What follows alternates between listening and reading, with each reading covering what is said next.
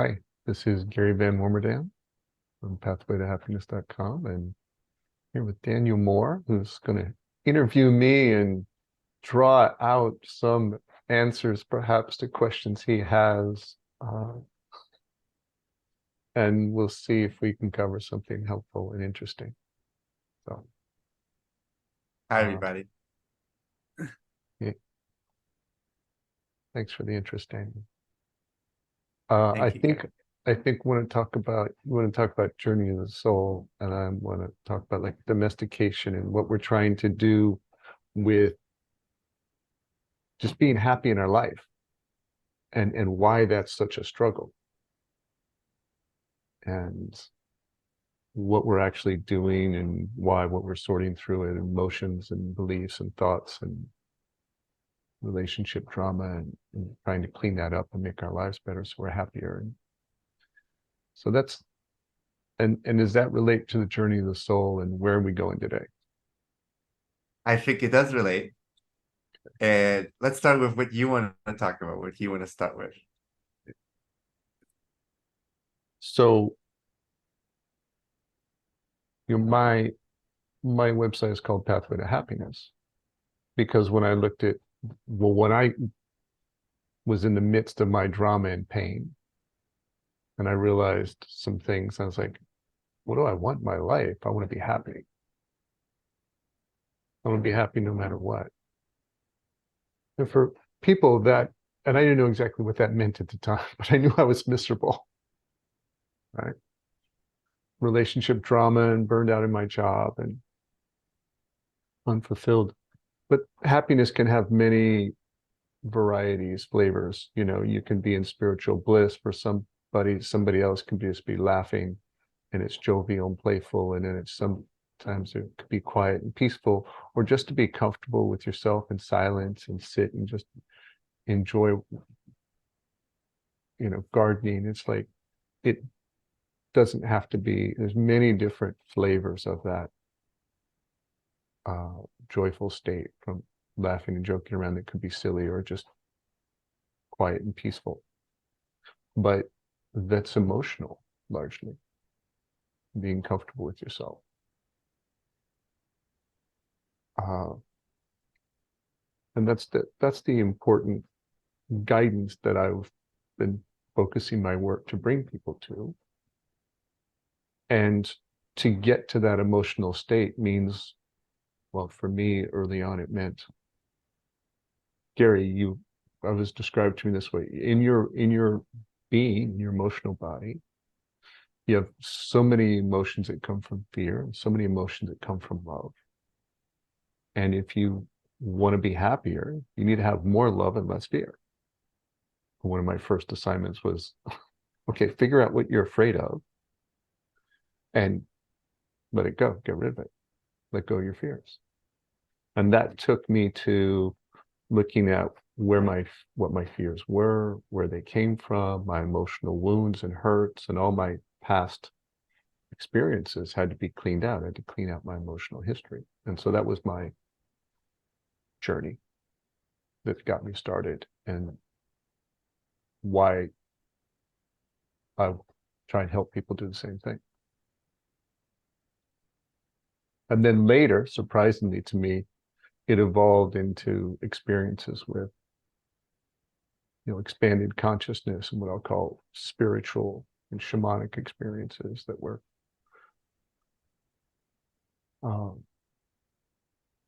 yeah, no, what we call spiritual experiences. What was the question again? What do you want to talk about? Yeah. So Where are you going that's, with it? yeah. So in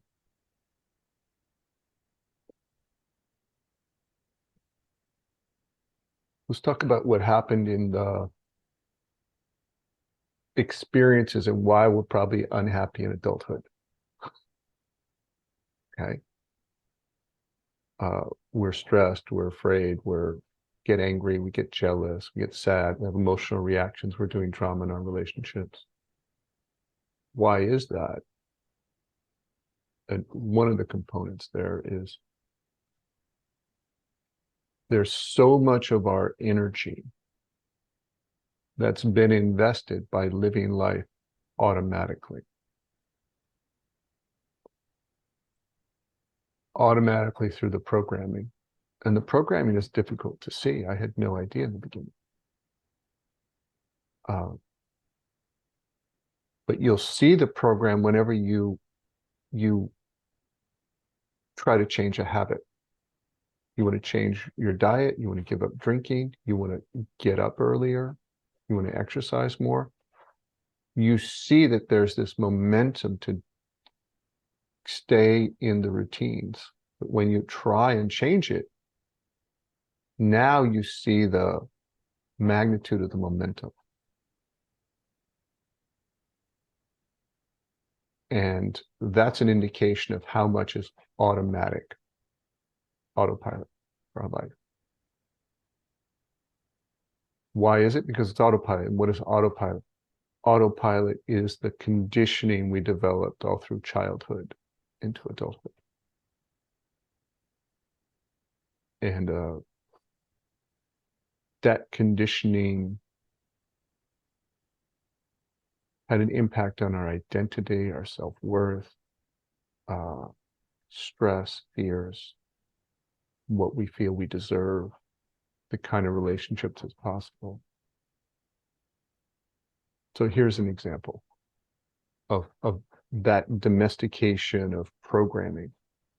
Say we're in school and we're a kid, maybe we're in the playground, somebody makes fun of us, we feel bad, or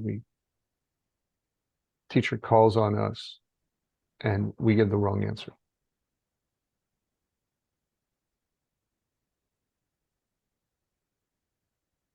That, now we're embarrassed. Other kids are laughing at us, maybe. We feel rejected, we feel stupid, we feel shame. Our body hunches down. And like a Pavlov's dog experience, that's a moment where the bell rang, something happened, and we went to just total contraction and emotional pain. And then our brain, wanting to avoid that in the future, we're not going to raise our hand next time because we think we got the answer. We're going to remember that, and we're going to go, I got to avoid that emotional pain. I'm not going to raise my hand. I don't want to be called on. We're afraid when the teacher asks a question. And every time we go to class, our unconscious mind gets into automatic program to contract. It says, hey, remember this time where we were embarrassed and ashamed and hurt and felt stupid. And fires that memory, whether we're aware of it or not. And now we don't put our hand up, we don't speak up. And that affects us when maybe now we're in adulthood and we want to get a raise. We want to ask our boss or somebody else for help. But we're afraid to look stupid. We're afraid to be embarrassed. We're afraid to get help, to ask a question that might make our life better. But we're afraid to go have an interaction that would help us. And that's part of the programming that's with us 10, 20, 50 years later. And you take, 100 or 1,000 of those little instances of playing on the playground, a test we got back that we didn't do well on, or missed a single question, didn't get picked at sports, or missed a basket, lost the game. Like, here's thousands of experiences that are stored in memory that are now automatically programming us what we can do, can't do in adulthood. And most all of that is fear that we then don't notice and cover up with telling ourselves, oh, I'm fine, I'm good. Telling other people I'm fine, I'm good. And now, but it's running our day to day.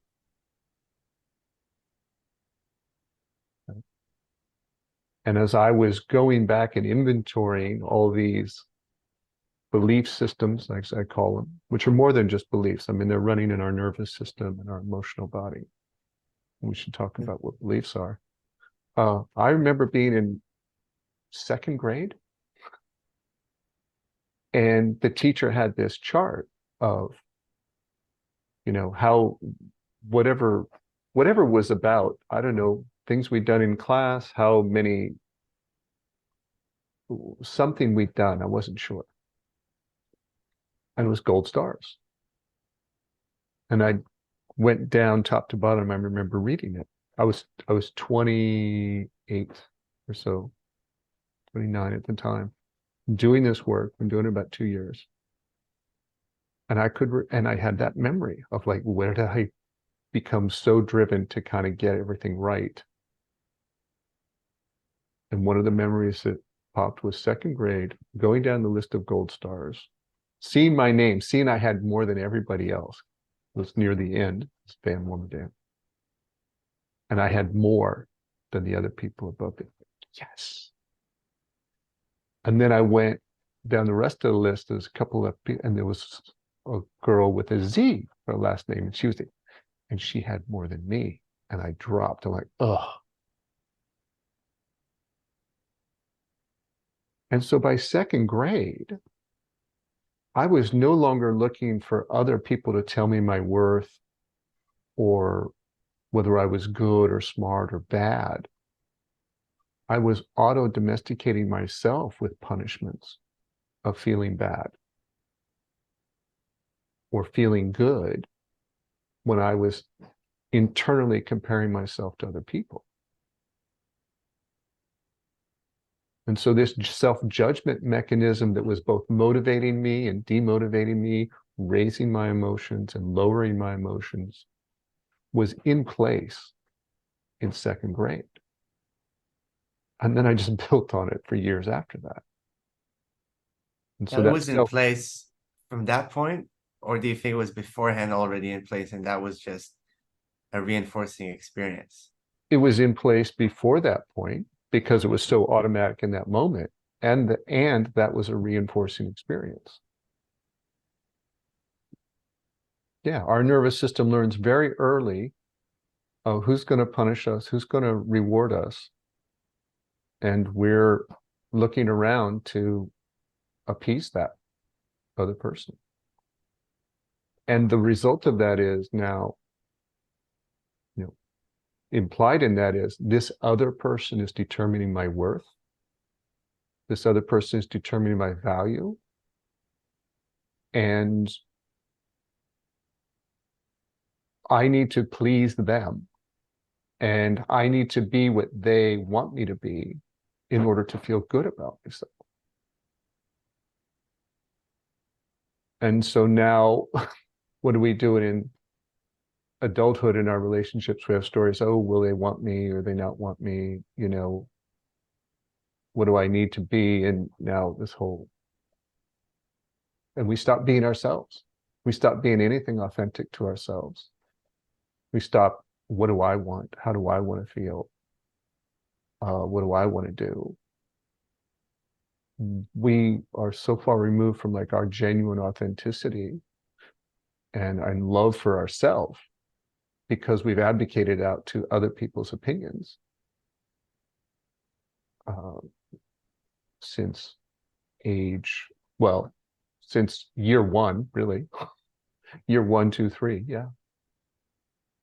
I've worked with clients who like go back to 6 months and realize, oh, I need to change what I'm doing here because mom's reaction. Yeah.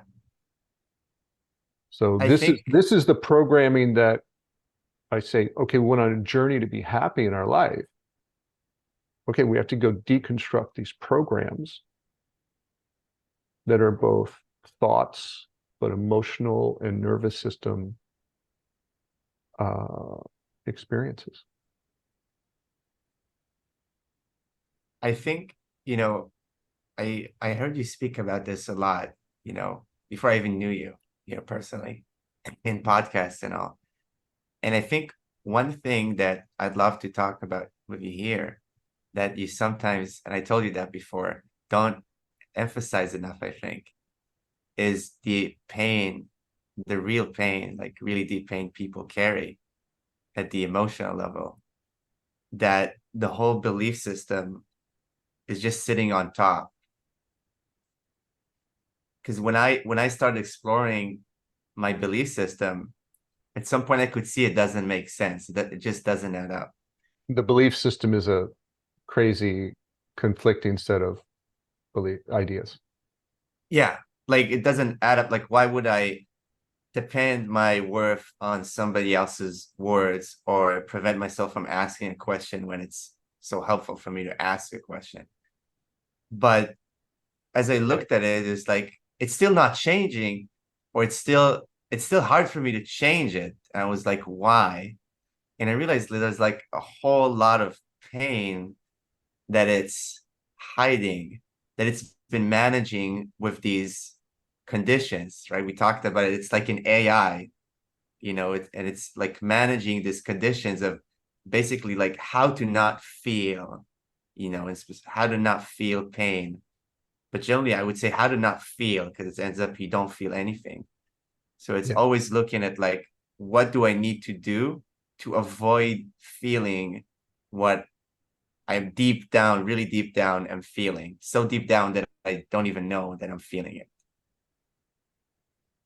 Well, now we get into the layer of the denial system, which is all layered over top of it, which is part of our beliefs. Uh, that's like, here's the emotions that I have from these experiences that I haven't cleaned up, let go of. I don't want to, and unconsciously go, I can't feel this pain because I can't function if I feel all this pain at once. So I have to I make heard that one myself a lot forget. Um, from from clients people or I work with. Yeah, yeah, yeah, yeah. yeah, If I feel this, I won't be able to function. yeah, yeah. So and that's a belief, and is it true? No, you're going to feel it. You When you function talk, better. yeah, You'll be wasting but less energy. you've got to take that two options, right? How do you feel it? Because people give the instructions, and this is in Buddhist teachings, they always talk about the near enemy. There's a truth, and there's very close to the truth. You can take that same information and use it to hurt yourself.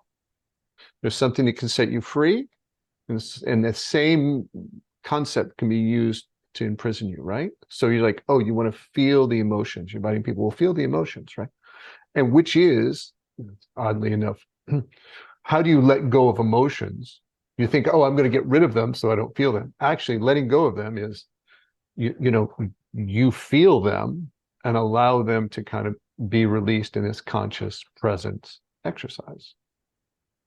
However, to do that, you need to be consciously present, which means you have to hold your attention and avoid getting entrained into a narrative that reinforces the story of the emotion. Like, okay, go back. And it's like, I got that question wrong. I'm embarrassed. I'm ashamed. I'm such an idiot. I'm so stupid. Right. Well, so we go back and we were like, oh, I remember when I was second grade and I got the question wrong and I felt embarrassment and shame. Right. So now if we want to let that go, we have to watch that emotion as if we're watching ourselves as a child. So we have to hold our attention. We have to hold our perspective And feel separate it. and feel it.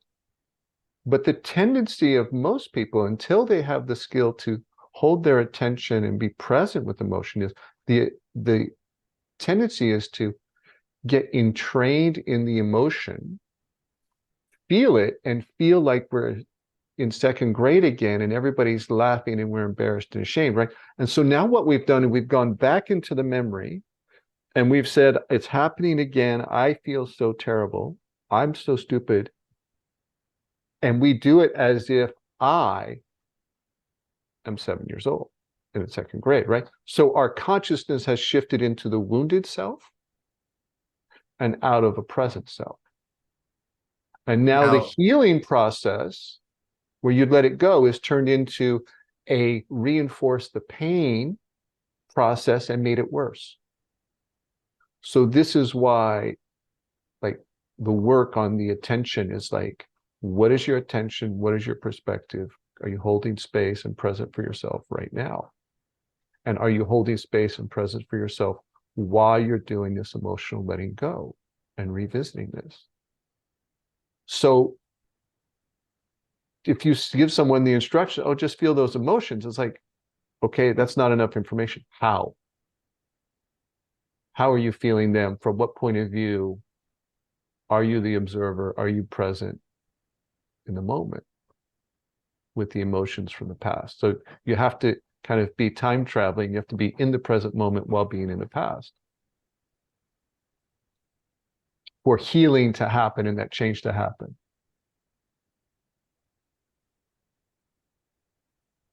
I think what happens if one doesn't have control of their attention, and I see that also with clients, is, and see that with myself, is what happens is you go into you think you're feeling it, but you go into a story about what happened.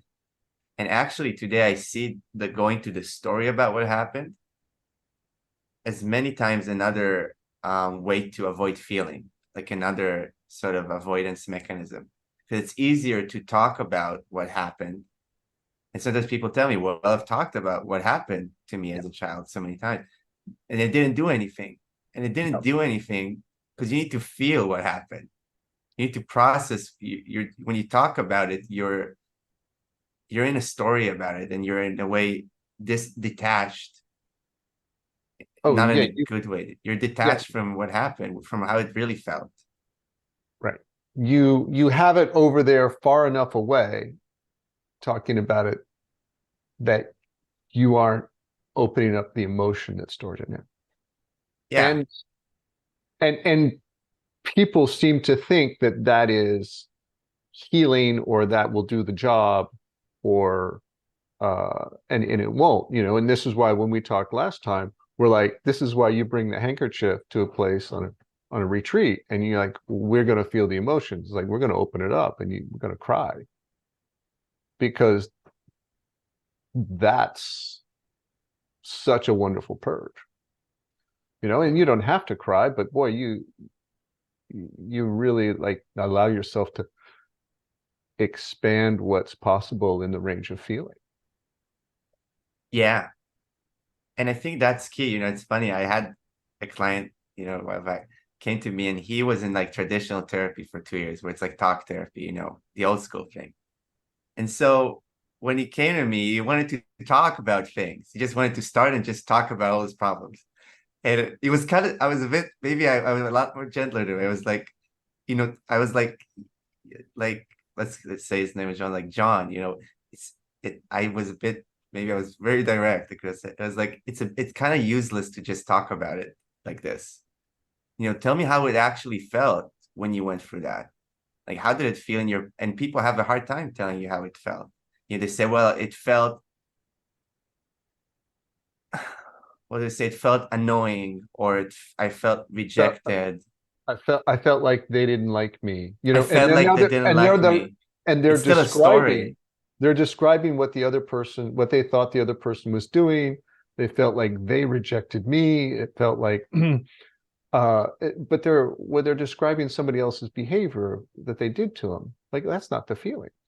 You're still not feeling right. And Not people have feeling. a really hard, I felt like I was worthless. Even that to me is not a feeling. It's still a belief. I Yeah. want to like see Worthless like, is a measurement. Yeah. yeah, like how did you feel in your body? What did that feel like in your body? And people take a while to really understand, like, and tap in and like, well, how did it feel in my body? And then they might start to say, well, I felt contracted in my belly or in my chest. Or they would say like, I felt really sad. And now you feel, when they say that, you can feel they're also like, suddenly there's a tear or there's something in their voice changes. Now they're really feeling, like now they're really present. And And this that's the and healing. and the story stop. But very often with clients, you can find that there'll be 3 or 4 narratives and other defensive mechanisms like that that will show up trying to not have that experience of feeling sadness about what happened. And so this is where you have to be extra strong with your attention to say, oh, this is uncomfortable. And let's continue and let's put that story aside. Let's be with the emotion. You know, I did the last retreat and I started it, you know, it's like everybody's in the room, like, welcome, hey, glad you're here. Welcome to the uncomfortable tour. And people are like, Classic what? Gary.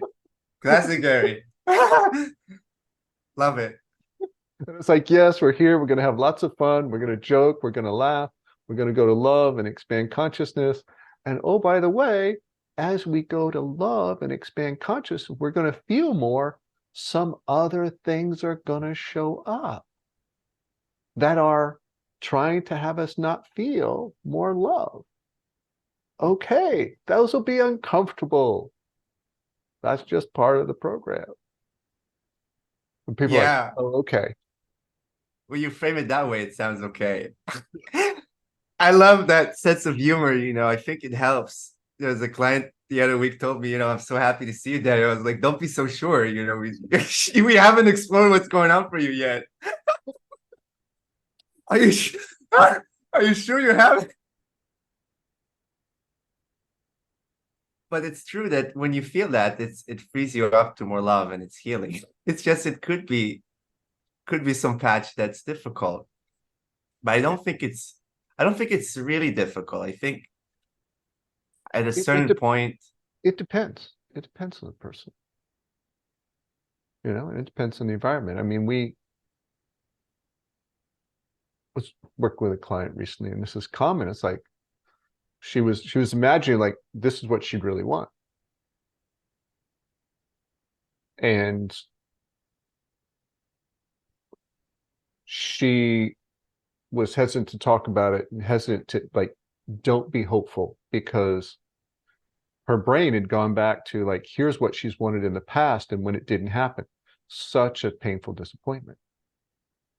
It was heartbreaking not to have it happen. And so her brain has said, oh, don't build up hope. Don't even feel good about this possibility.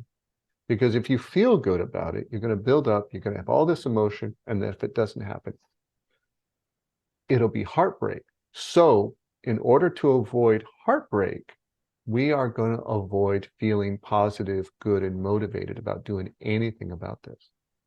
So this thing that would be feel good is like, don't even try, don't bother. There'll be a painful heartbreak at the end. We have to, and it's this protection mechanism.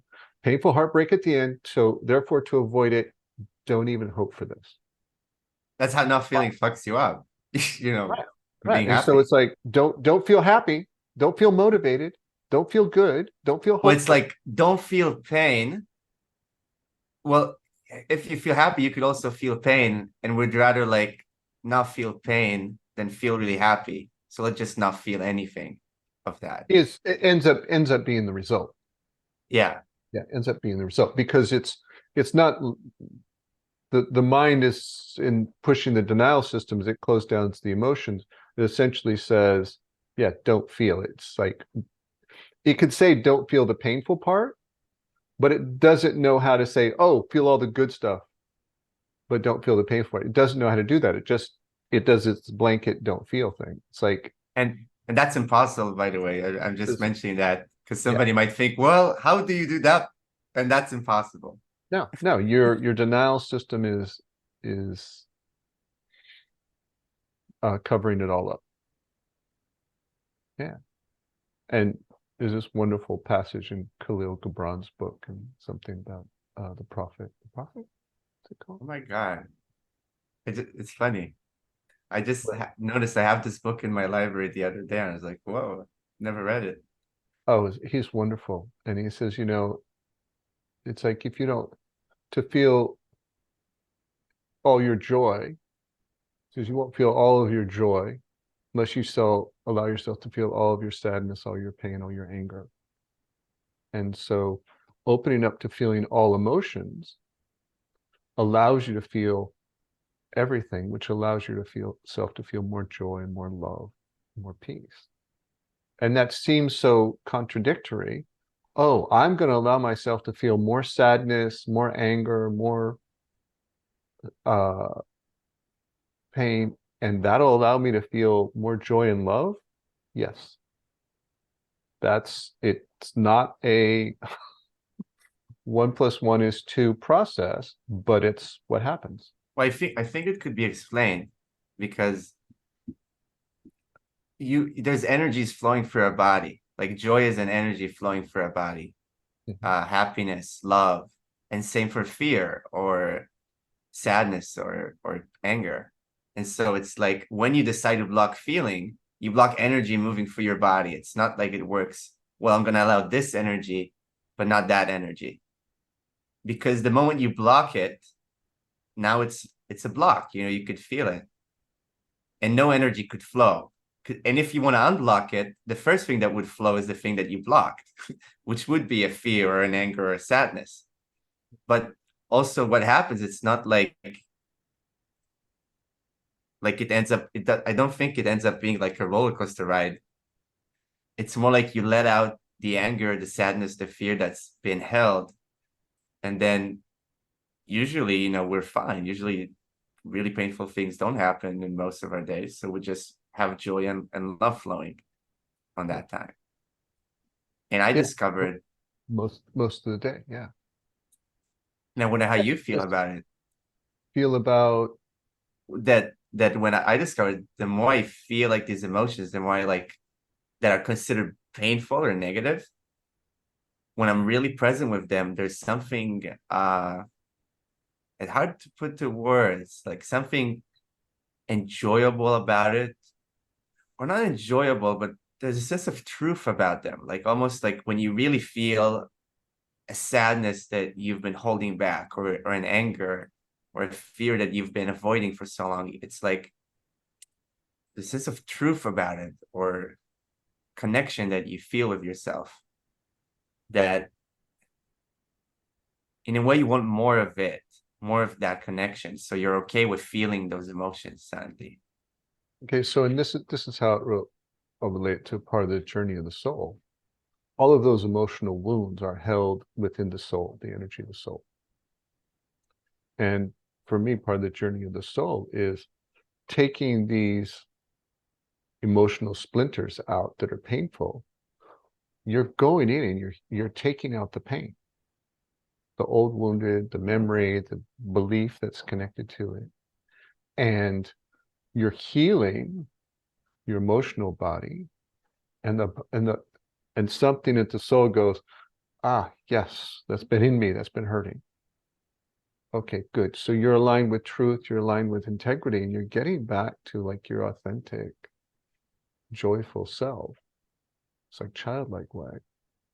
And so on that level, it is beautiful to be with our sadness.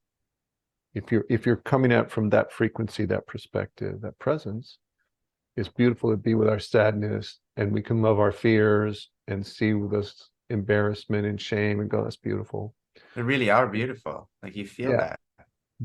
But that's in a way this, you have to you have to practice being in that state of consciousness and presence calmly, and not be in the story of, I hate feeling this way, I should be over this. I mean, these are denial things that keep the pain going. I hate feeling this way, I should be over this, uh I don't like this process, why can't this be over, when is it going to finish? Like all of this is uh keeps us trapped, right? We're in those layers of denial, repression, avoidance. Now we're in the story about the feeling. We don't we're actually we're in our feel how it's. story about a feeling, we're in a narrative about it, uh as opposed to actually being present with it, and it's not very effective. And I would say a lot of times we're building up the strength of a denial system and while we don't heal. Yeah, and we're not really feeling. Again, we're in a story. We're not present with our body. I think the body, if you can hold your attention on your body and really like the emotions that are there, and every time the mind wants to say something, just bring it back. Then somebody does that, they would start to feel what we're talking about, like this integrity and feeling. I feel part of that integrity is that you also just feel like your integrity and authenticity that, yeah, like what happened was painful. I told myself for years it wasn't, but it actually was painful. What actually did make me angry, and I was scared about that thing. And that's part of your integrity. You start to feel that, like how you really felt. Yeah, and so you have all these stories, I don't want to feel this way, X, Y, and Z, and then you have a feeling of fear about feeling that emotion. You have to move through that. And then you're like, and be present, like, oh, I got stories, put it off to the side. You're multitasking with your attention. I got fear, okay, that's okay. Fear can be there, I'm going to feel this anyways. And you kind of this willful process to hold your attention, like, and what's this feeling? Let's open it up and allow that all the space to be. And so hence in the self-mastery course, why we do breathing and breath work on holding our attention with whatever we feel, giving it space. And there's a whole guided process for that. That was big for me. I still remember the first time I did that guided process in the emotions chapter. That was big for me the first time I did it. I remember it till this day. So it tells you that's big. Big in what way? I listened to it. I didn't know what to expect. I was like, I have some time, let's listen to the meditation on emotions. And I felt angry. I felt anger. And the first thing was, I didn't know I had such anger inside. That was the first big thing.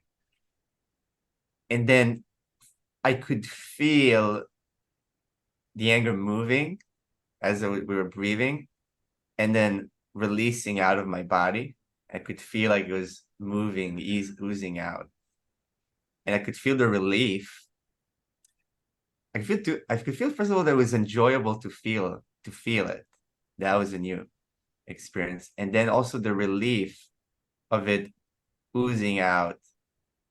Okay. I didn't even know that was in there, but I feel so great that I felt it and it's not in there.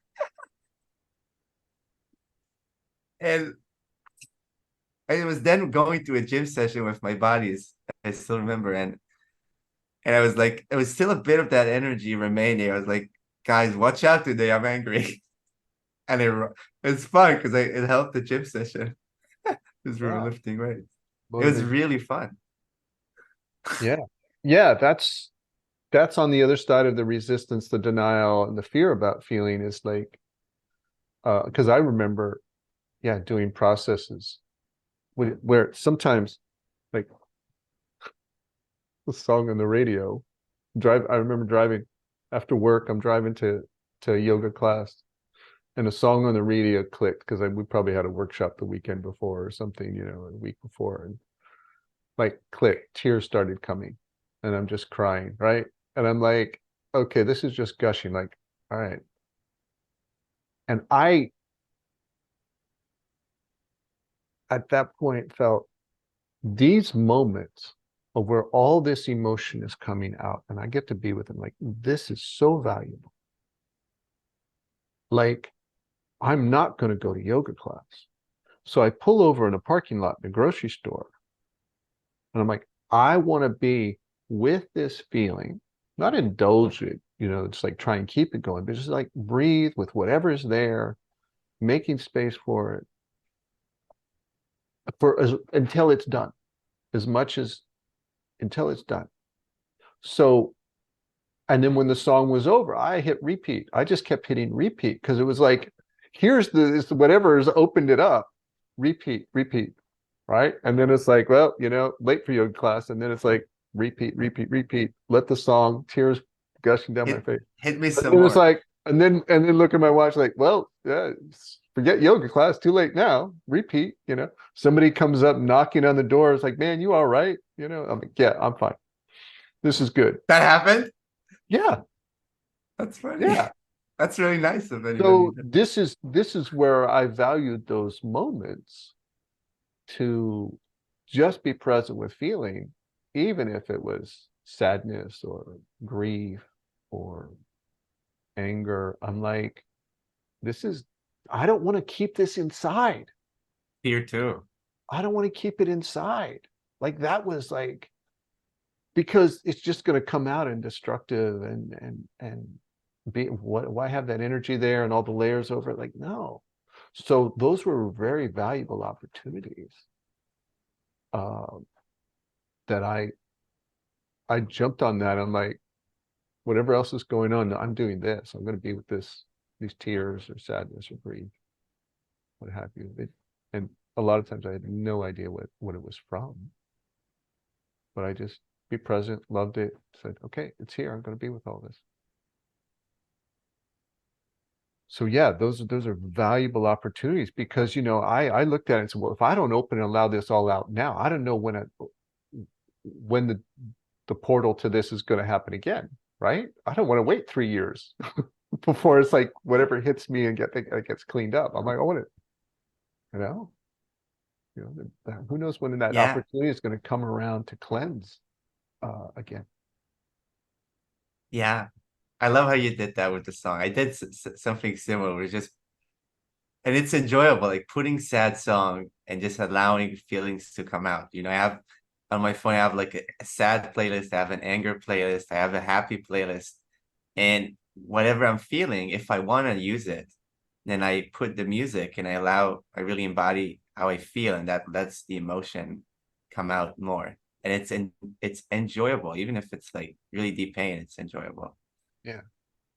And you mentioned sadness and anger, and like I think fear also could be an authentic feeling that we could feel, and it could be a release to feel it, like and like you want to go with it even when it's hard. And I think that's for people, it could be very hard to feel fear sometimes. Fear's more tricky because God, it can really entrain us into our nervous system and a survival and entrain our consciousness into the fear and reinforce it. Uh, so yeah, to be the observer of what's happening in the body while you feel it is really, really important that you're not getting trained uh, to where you feel like I'm afraid. Yeah. You know, it's like I'm afraid.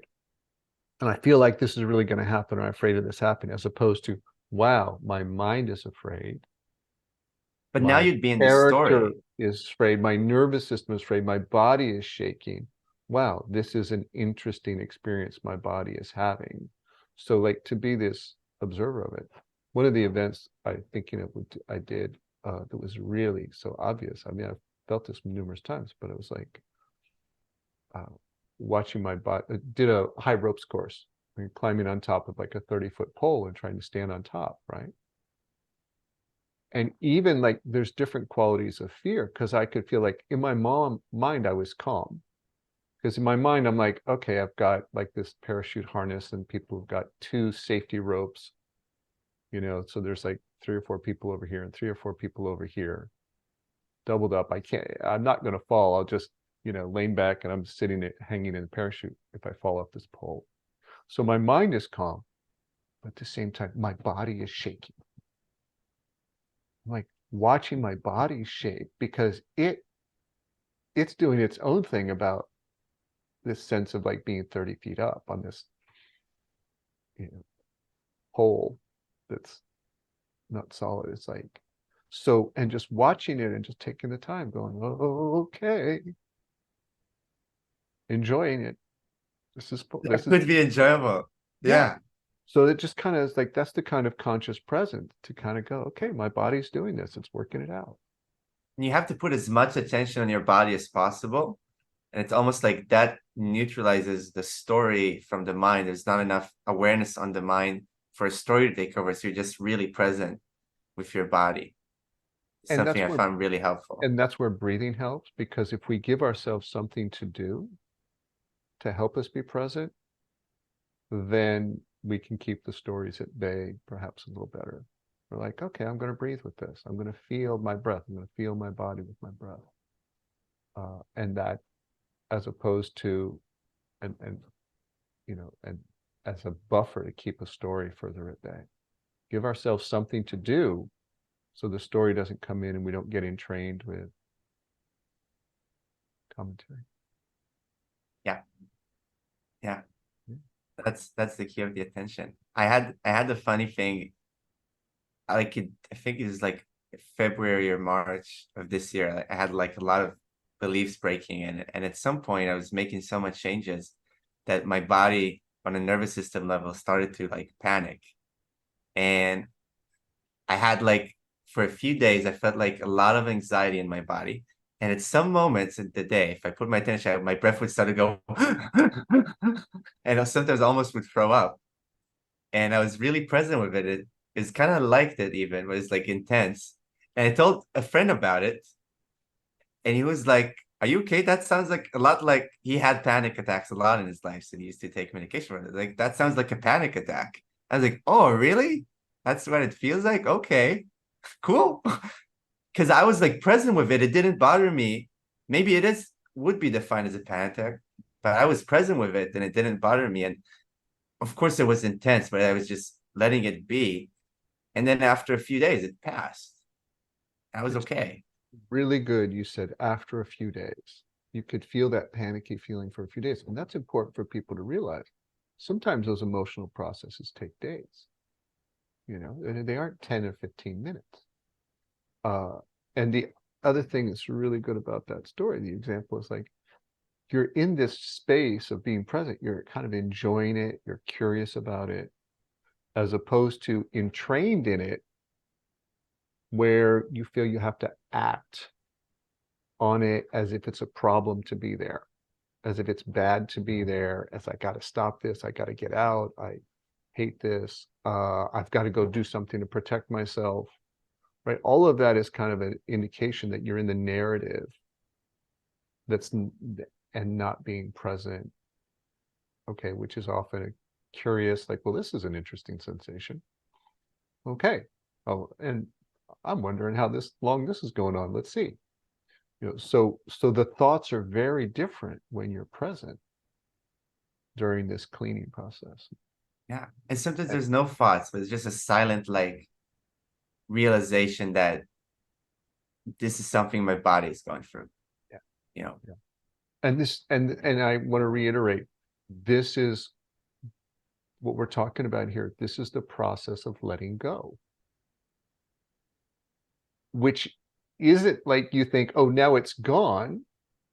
It's letting go is we're being very present with it and allowing ourselves to feel, but in a very present way. That's letting go. Because I hear people talk about their past and they're like, well, no, I'm over that. I don't let that bother me. That's behind me. I let that go. Like, That's a story of letting go. That's you telling yourself to letting go. That's using this idea of letting go as denial. Yeah. Right? As opposed to like, well, how did you let it go? Oh, I just decided I'm not going to let it bother me. Like, yeah, that's denial. No, you let it go. I think there's a way one could know. Like, well, let me ask, how would one know? Because I think there is a way to know. Well, if you go back to remembering the experience and there's peace with it. Exactly. But I think a lot that's of the way time, to know. but this is also tricky with the denial You system. could fool yourself. You There's can fool peace. yourself. Here's the experience, and we can talk about it kind of compartmentalized in our intellectual mind. Emotions repressed. Talk about the experience while our emotions are repressed. And so we're staying with the intellectual, here's what happened, right? It might be not peace, but you're more feeling like numb about it because you so numb yourself out of how that felt. You just don't feel anything. And so I think maybe let's add, I wonder how you feel about this, because it could be edgy to say, but gratitude about it even. I think one could feel gratitude about when they really let go, they could feel gratitude about an experience, even if it was really bad, you know. That's a helpful indicator. That kind of raises the bar. You're less likely to be in denial or something if you're feeling gratitude. Truly But feeling, like not telling yourself, and but it could be still like, yeah, I feel great. Like really, and you like you really because check in your heart how you feel about it. Like don't tell yourself. but this is an iterative process, right? Because we can kind of trick ourselves. We can numb ourselves out to those emotions, tell ourselves the story of gratitude, create gratitude, uh, feel like we let it go. Because so this is you're pointing to something, but I don't want to make rules out of it because what Yeah, we can do in our mind and compartmentalize these things, and then say, oh no, I felt gratitude about it, so therefore I let it all go. yeah, I no. don't, you know, no And you rules. can't decide. You can also can't decide like that you feel gratitude. Like you kind of need to really like feel in your heart and really let that settle for a while and see like how your heart feels about it. You can't like make it up And in a here's story. and here's my approach to all this. I don't know if I've let everything go. If it's true that I let everything go, or whatever the event is, well, then I've let it go. And I don't need to say I've let it go. And if I haven't, I don't need to say I haven't let it go. It's like, let's take both of those, I have or I haven't. Just, I don't need either narrative. True. As far as I can tell at this moment, I'm at peace with all that, or at peace with XYZ. Right? And if more shows up later, because this often happens, then I'm like, okay, I'll let some more go that shows up with that. Because and this happens in the recapitulation process. And a lot of this, what we're describing here, would be really good if people are interested in doing this, is do the recapitulation practices that I have. Because this is how to be conscious, be present while you move and release all these different layers of energy and stored emotion. Um, so that But go I ahead. think what I'd love to do, and I wanted to tell you that with, is actually do like workshops with people on, because I think that the recapitulation, the trouble people have sometimes is also that they don't even know like how to track what it is that's bothering them. It's kind of like and know like what memory it's about, like or where it's coming from. Like people don't even know how to start feeling because it's been so like, how would I say it? It's been so numbed out or denied out. And you know that about me, that it's almost like you don't know where to even start feeling from. So you kind of have to start with like what's triggering you in your world right now and know how to like track back the origin of it. Okay, and some of that is tracking back. We call it hunting. We used to call it hunting and stalking. You're like, because you're finding like what's the agreement, what's the memory, or what's the belief. Because a lot of times with these emotional things, uh, we may not remember the memory. I had a lot of Yeah. emotional release episodes. I don't know what they were about. I had a lot, but a lot of times I could track a belief. I'm like, I'm thinking this way, or watch my mind. My mind's thinking this way. Oh, there's fear. And I'd see the underlying structure of the story. And I'm like, well, that's doesn't pass the common sense test. That belief is false. So yeah, this is where you need your attention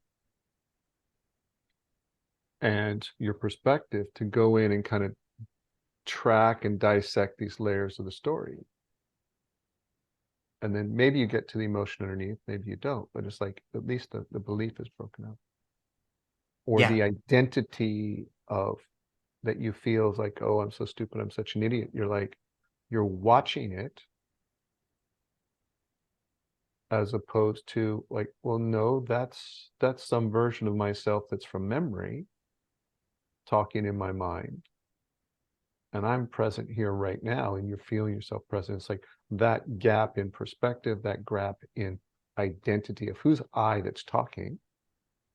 Because now we're getting out of the emotional process, and you have to get out of the identity process to get present. And this is why I start with stories with people. What are the stories? What's the false identity of the mind saying I? Oh, I'm so stupid. Oh, I could never do that. I feel stuck. It's like this is where our consciousness has been trapped in the belief of what we are as opposed to what we are as presence. This is another part of the journey. You have to extract your consciousness, you have to extract your sense of identity out of the character that's in the story.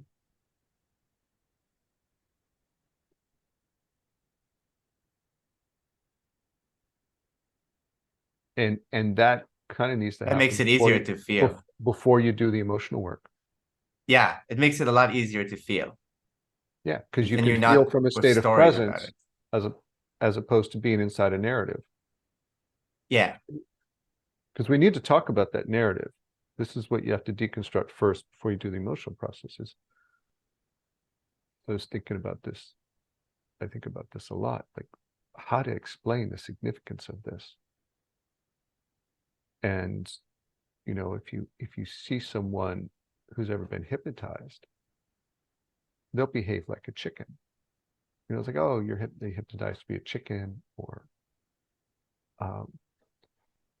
and then they act like a chicken because they have it's been suggested to them, and they've accepted this idea that they're a chicken. And so that's a critical moment when something, the idea of a chicken is then accepted that I am a chicken. Let's take even Right. a less radical example. Like take I, somebody, bring him to a group of people, 10 group of people he doesn't know, and they will tell him like, and he'll just have conversation with them, and they'll all say to him like, wow, you're really smart, like you're really a great conversationalist. And all 10 people say that to this person, he's gonna start thinking that. And it's like, oh, all these 10 people. If they told him like, oh, you just kind of treat him like he's stupid or like they're not interested, and he's gonna take that in. and and and we've all been conditioned with our identity early on, like I'm bad at math, I can't draw, I can't sing, uh I'm not you creative. know, this is I'm not creative, you know, I'm not a good dancer. Like, here is an identity that we're hypnotized, it's incredibly living, and then we put it on like a chicken suit. I mean, I want you to make us that much of a shift, and we're behaving that way as that person, that I'm stupid, I'm such an idiot. Whatever is the negative thought, there's an identity on that we then wear as an identity and feel that that's what we are. And conscious presence is just this, like, an experience that's not true. So, but extracting yourself from this hypnotized state that may have been reinforced, you know, a lot of times in your own thoughts, a few times from someone else, maybe a lot of times it's from a kind of neglectful parent or abusive parent. But then we tell ourselves that narrative a lot, and that feels like who we are. And then You to start step acting like it. out of that, when I tell people and they start doing the self-mastery course, and they start seeing that these characters and they start stepping outside the stories, you know, big reaction they have is, well, then who am I? I'm like, good, you're making progress. But right now, most importantly, you're not that character that says it's an idiot or stupid or it's wrong or bad or Remember powerless. when I Like, asked you that? yeah, you know, good. That's progress to feel and that's part of the uncomfortable tour. Good. You're feeling this idea of not knowing, but you've stepped out of this kind of narrative where it's all known and it's fixed. And now you're like, okay, I don't know what I am right now, or I don't know what I could be. Or Like, who I want to that's be? that's a good, because you needed to get out of that false identity first before you could even like ask a good question like that. What did I say to you, by the way? Well, what did you do with me? You didn't say anything. I think I had like a moment one day after, doing the process for some months. I had a moment that I was going to bed. I was like all these thoughts, and I imagined like I'm putting all these thoughts outside myself. Another thought and another thought outside. And there was another thought that was like saying, I am putting these thoughts outside myself. That's so cool. I was like, I took that out, Yes. which was the one I was identified with. And that was like, my mind was empty, right? It's completely empty. Like, whoa, you know, it wasn't like a wall with a thought. It's just like,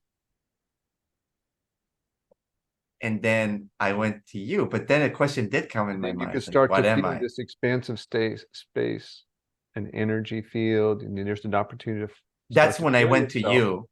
as an energetic presence. Oh, I can exist as an energetic presence without a Without story. thoughts. Without Yeah. Well, so there was a sense All of right. So you that. went to me and And I went to you, and there was a sense of that. And then you just guided me in a meditation to kind of let go again of everything and kind of feel what that is that stays and just what's the qualities of it and just sense that. And I remember I could sense there's like a peace to it. There's like a non-locality to it in a way. And there's an intuitiveness to it. And I remember that. And that day,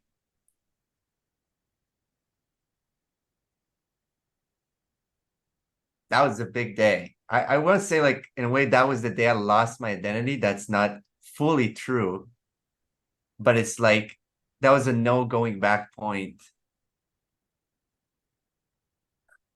I didn't identify with my mind the same way since that day.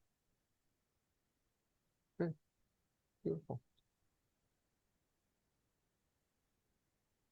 You did something good. You didn't give me an answer. You had me explore it. I gave you an answer, but not with words, because if I gave you an answer that was a description with words, your mind would have latched to that. But I wanted you to have the experience. And that's much more powerful, like, because we could describe all that with words, you'd have the words and your mind would grab that and say, oh, it have language, and it would corrupt it with language as opposed to pure perception.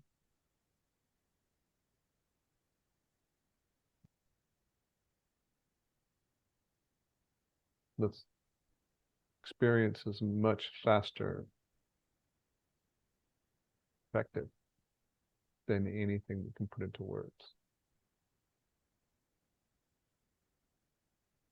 Because everybody, we're ineffable. As soon as you start describing it, you're creating a map and you're putting attention on the map and you can't see the territory. Not just the map, you're creating a box. Yeah. You're limiting. Now you have, see, okay, so here we get into like, now you have ideas of what you are. I'm a soul. When you were saying like that's all I'm a boxes because it's spiritual being, conceptual. have an earthly experience. I'm an experience. I'm a human being having a spiritual, like, now as soon as you do that, I'm a character in a story. I'm uh and I'm a construct of an ideas, and like that's the box. It's a construct of ideas, right?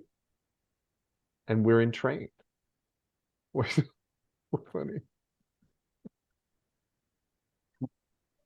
You were really, it's really true, but you were just really blunt about it because a lot of people just think that way, you know. And so it's just blunt, but it's true. Yeah, they say that. I'm like, okay, there's an idea with it's now a box. Yeah. I think one thing I'll add once you disidentify that at some point came, you still kind of need to figure out who you want to be. And not like as an identity, but how you want to express yourself, which is a fun thing. And you want to, because you can't be nothing. You're talking to people, you put some identity, but now you can make it up, or you have the freedom to choose how you Exactly. Yes. show up in different places. And that was a process of its own for me, still developing, of like, how do I want to express myself, you know? Well, that's what, I'll share the story, that people understand kind of the process. One part of the process, and I'll just tell a bit. When I'd gone to Miguel and I asked a question, and it's like, and I was going through certain changes, and I was, uh, kind of afraid losing my identity. And I asked him, he's like, oh, this is because your whole belief system is almost completely gone. And I was at the time, I didn't even know what that meant. I didn't know. And so I asked him, is that good? This is a line from the play. I'm like, is that good? Right? He's like, oh yeah, it's great. Because you no longer have the programs of all the people who gave you their ideas and programmed you. Then you can create your beliefs the way you want, that work for you. Right. So that was like very much the thing you're describing, like, okay, who's the person I want to be? How do I want to feel? What value system do I want? And I want to respect the world, and the world that I'm living in, and the people and what they believe. But like, what is going to be instead how I think about myself? What I allow myself to love, how happy to be. Am I going to depend my self-worth on somebody else's opinion of me? Am I going to try and then be what they want to be? Like, want me to be? No. Of course, I still fell into that, and I had to undo that again because it was such a habit to do that. But when I built that second belief system that was corrupt, I saw it much sooner, and I was like, okay, well, now I'm just out of habit building a false belief system again. It's like not nearly as bad or ingrained, and it hasn't been as long, so it's much easier to get rid of. So I had to recreate myself, and what do I want to be in the world, and how I want to be. I still have the same job. I'm still doing the same thing. It's like, but then I was like, over time, I did it again. I recreate myself again. I recreate myself again, until I was like, no, I don't want to do that job. I want to go teach. I want to go share. And so certain iterations had more changes in my real external life than others. Some Yeah. changes were just internal. When you say your job, you meant like your day-to-day job. Okay, that wasn't clear. It seems like your job was to create new Oh, iterations, back but I back understand. back then, my job was, No, you meant you had your day-to-day job and you had your process and letting go and recreating. And then at some point you change jobs. But I mean, imagine you're still recreating. Like we're all recreating. I'm creating myself anew again. You know, That's fun. this is an exploration of that. Like, you know, here's a version of what's new and different these days. Uh, you know, when I first started, like there was a fear then teaching. Fears, concern. Like I didn't have credible credentials. I didn't have I wasn't a licensed therapist. I hadn't done structured training. I spent years studying with Miguel. I'd done my own process. I'd started teaching people casually and coaching them and getting results. So I knew I had a system, and techniques and practices got results. And, you know, when I started teaching, it was like 6 years of study in this. It was like, this is my most important endeavor. And so I just started helping people. And at a certain point, I was like, well, I want this to be my business. I want to do this, you know, for who knows how long.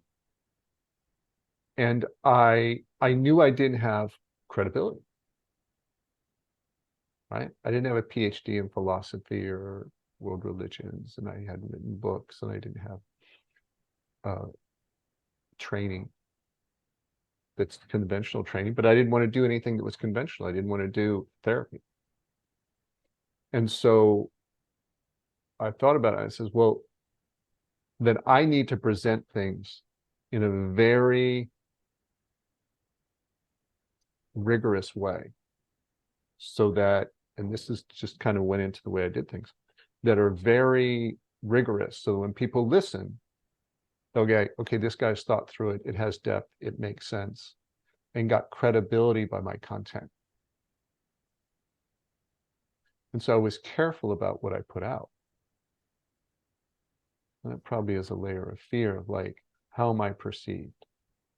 What was, so it was a big concern about how I'm perceived and it be credible, also be valuable content that people go, okay, that's a nugget, that's helpful. It's like, I wanted to build credibility on delivering what's helpful. And now in my current iteration, I don't care that much about that. This is where this fits. Okay. I still want to deliver content that's helpful and clear and people get nuggets and nuggets and nuggets. But it's not so precise. And so hence the conversation with you. Yeah, let's meander over here. Let's meander over there. What you're saying is you're too old to give a shit.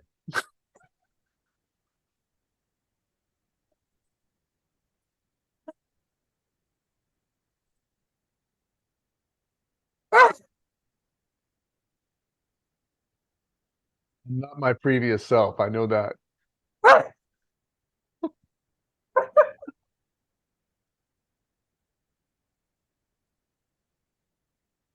It sounded less spiritual the way you put it. Less evolved, but yes.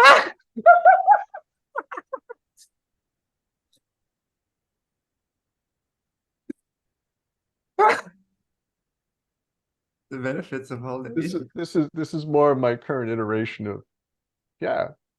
And I didn't really care what people thought of me. It's like, okay, if people think I'm a flake and wacko and no credibility, fine. Then you go have your opinions and that's fine. But for people who are like looking for help and not finding it in like at the layers I was offering about belief systems and pointing to the source of problems and like how to solve them for their emotional self, their belief, their process. No, for them, I knew that they were going to have a skeptical mind. Yeah. And And you didn't want to, I guess, sound and I woo-woo too much. You wanted exactly to sound like it would fit. Because I know you did it like a lot of, so what would people say, woo-woo stuff with Miguel, like a ton of it. But you, when you taught or the content you shared was different and you ordered it to be more logical and for very skeptical people and Western kind of way of thinking, that would have freaked me out if you haven't done it that way. very common sense, grounded in just what makes sense and what passes the common sense test. Yeah. Because, well, and part of that came out of one of my clients. She got a lot, so much benefit out of Miguel's book, and she wanted to take it into her office and share it with her whole staff. But she's like, it has a couple of references to like shamanic stuff. And I think it had mentions the word gods in there a couple times, right? She's like, I can't take it to work, and we can't have it in schools. Like lots of teachers want to have these 4 agreements as a principles to kind of like have guiding principles in their class, right? To like, here's how you live a better life, and here's how you stay out of drama. But they're like, it's got a few references that make it a problem. And so this is where I presented like, I want, because this is just, but almost 99% of the book, 98% of the book is just common sense. That 1% is also common sense. It's just not It as has easy to certain, perceive. it has certain trigger words that people then jump Yeah. into It's also not as narratives. easy to perceive, maybe. Correct. Yeah. So I wanted to teach and like, I want this because it's common sense. It's like, here's how your mind works. It does this, it does this, does this. Here's an entrained story. Here's what happens when you step out of it. Here's what it looks like. Here's where it creates emotion and drama. Here's how you change that. You need to move perspective and faith and presence and, you know, deconstruct the underlying assumptions. Like, oh, okay, then it goes away. Now your mind's quiet. Like all of that, I want it to be common sense. So people go, yeah, okay, I get it. That works. I'll do it. Because I know that people are very skeptical and suspicious. I was.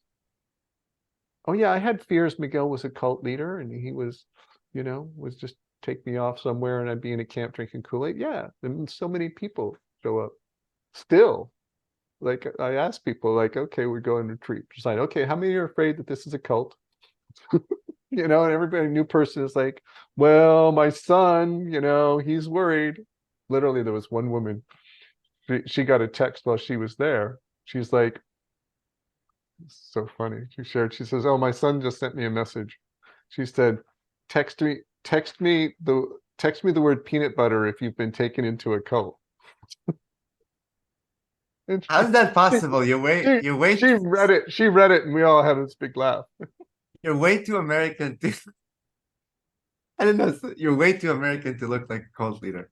Though, that's my point of view as an outsider. Okay, but you were in Teo last time. We're doing the spiritual retreat. That's a separate side. People are afraid of me. That's different though.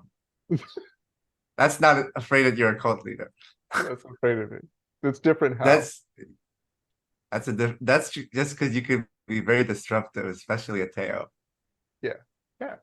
Because the belief system is The not belief system is afraid of you.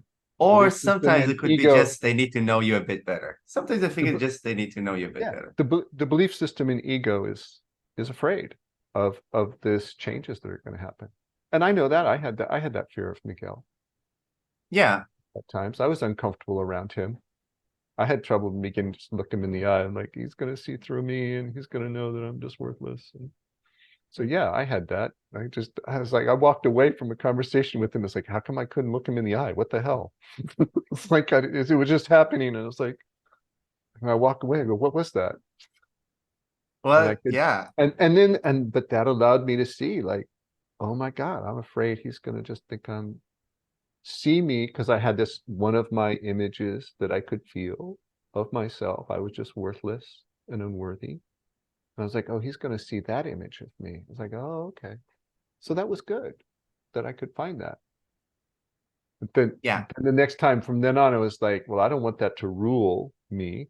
So then the next time from then on, I was like, okay, when I would go talk to him, I was like, I'm going to look him in the eye and watch that thing shake. I'm like, watch, like, no, he's going to see, no, he's going to see. And I could feel that part, be afraid. And I was on the uncomfortable tour. Like, I don't want it to rule me and live my life by it. So it's like, I'd look Miguel in the eye, you know, and be really uncomfortable just so I could expose it and move on from it. So that's the way I was kind of ruthless with myself. You're still disruptive to me that way. Less, but sometimes. Well, that's why we try and do a That's lot of good, humor and though. do a lot of humor and have a lot of fun so you can relax and say, okay, these guys can But joke that's around. good. But today it's not like fear of you. It's just more like maybe parts that are afraid to be exposed by you. And like that's fine.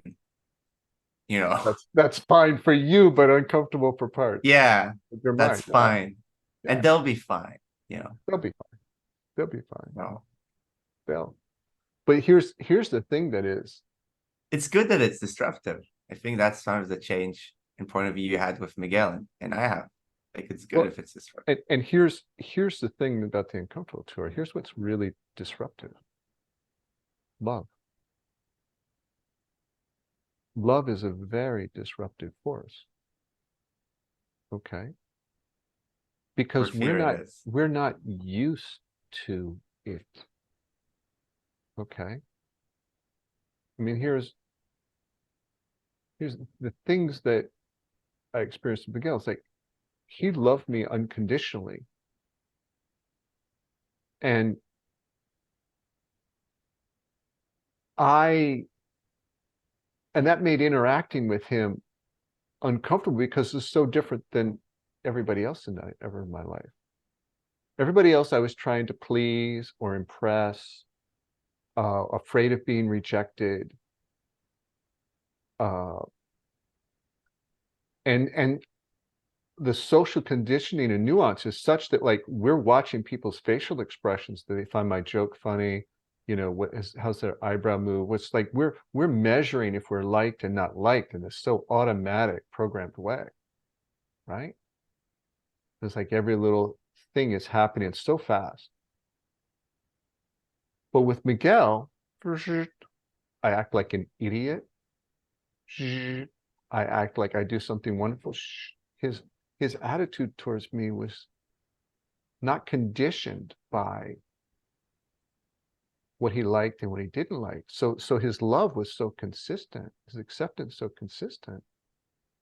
I was like, I could see where I was trying extra hard to impress him, where I was afraid of being rejected. And I was just like, there was no response. I was over here doing this, and there was no response from him. So it He just wasn't going stood with out. you like this. He was like this. It just, all this stuff that I was doing now stood You do out. that too. You do that too these days. When I'm like this, Yeah, yeah. it's good. And now I'm kind of that. People have that experience with me. They're like, I had one woman, she said, she's like, Gary, I find myself like trying to like make sure you like me and make sure, and it's like very uncomfortable because nothing changes. He's like, it's like you're the same. And so she can't, her unconscious mind is so busy trying to be the person that I want, because we've been conditioned to do that, or be what will be liked and avoid what will be rejected. It's happening so automatically. But with me, I don't give that reflection back. And so she got to see it. The pattern didn't work. And so she noticed this part being uncomfortable in herself. And she's like, well, when she saw it, she'd go, oh God, okay, I don't have to do that. What a relief. But for 3 or 4 days, it was really uncomfortable for her. And it's like I could just be myself. Yeah. Then she's like, oh God, Gary doesn't care about any of that. Okay, good.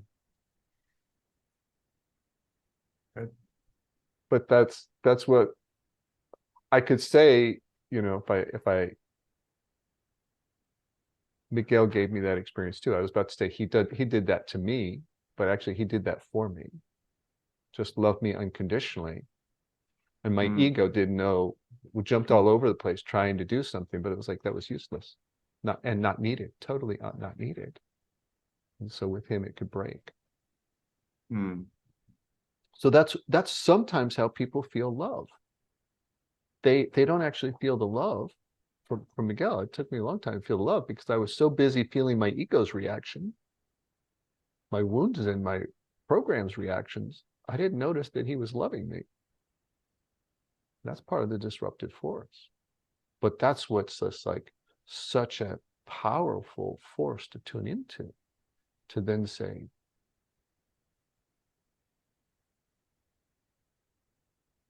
it's the most cleansing, if you're doing it with awareness, it's the most cleansing vehicle for your soul. But we're not used to being loved like that around day-to-day human beings we're with. We can get it in nature. We can tune into it there more. Okay, but it's a rare individual who can bring that. So I was very blessed to spend time with him, be on the uncomfortable tour with myself while I was with him for a while.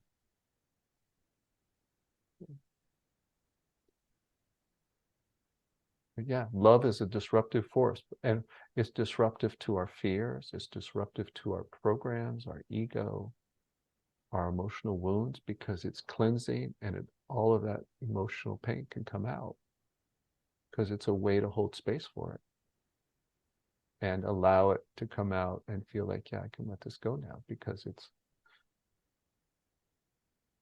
where I am in this new presence and this new feeling. And that's why, love is so much of the journeys that we do and the process we do. It's hard to bring it into an audio program. It's hard to bring it into a podcast, but I try and have that feeling that I bring to the conversation, or at least to these videos, but really get to amp it up a lot. And we share it all with each other on retreats, like in Mexico and Anto. That's the value I think of. Yeah, not doing it all by yourself, basically. Not doing by yourself. I think.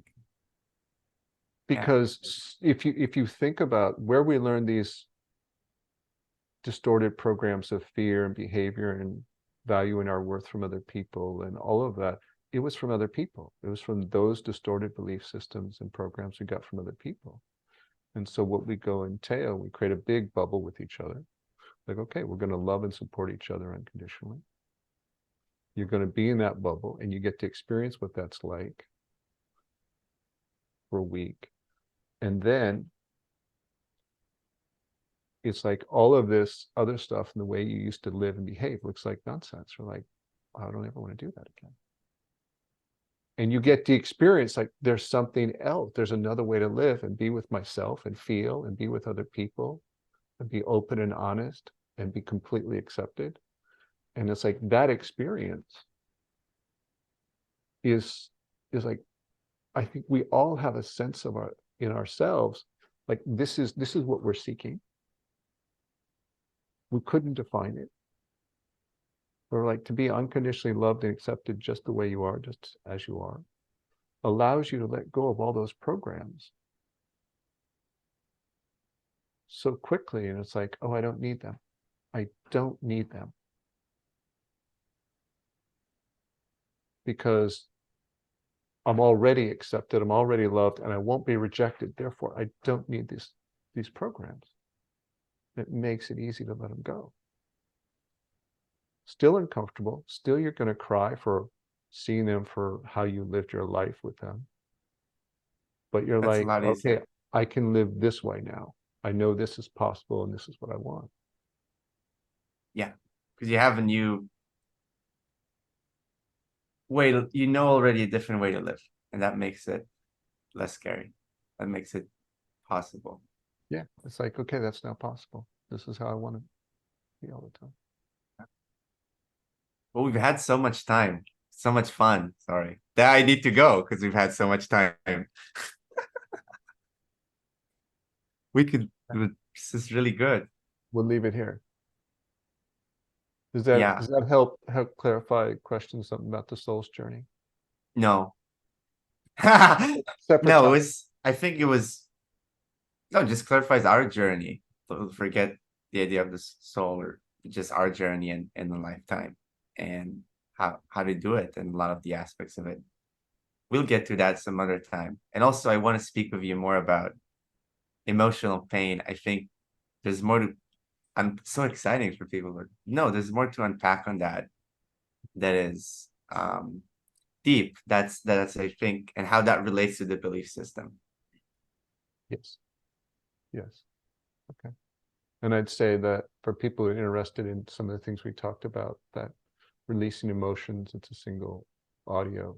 You can get to my website courses, and the recapitulation is hugely helpful for the energy and extracting some of that history and changing programs. And then of course the self-mastery course. Those courses are what I really hope people are interested about actually doing the work, getting the changes. Okay, we will talk some more. Which is key. Thank you. Love you, Thank you. Gary. I love you, Daniel. Thank you for being stoic. Stoically loving. You're not really stoic. I didn't think so. Not anymore. Not so rigorous. More playful. It's fun.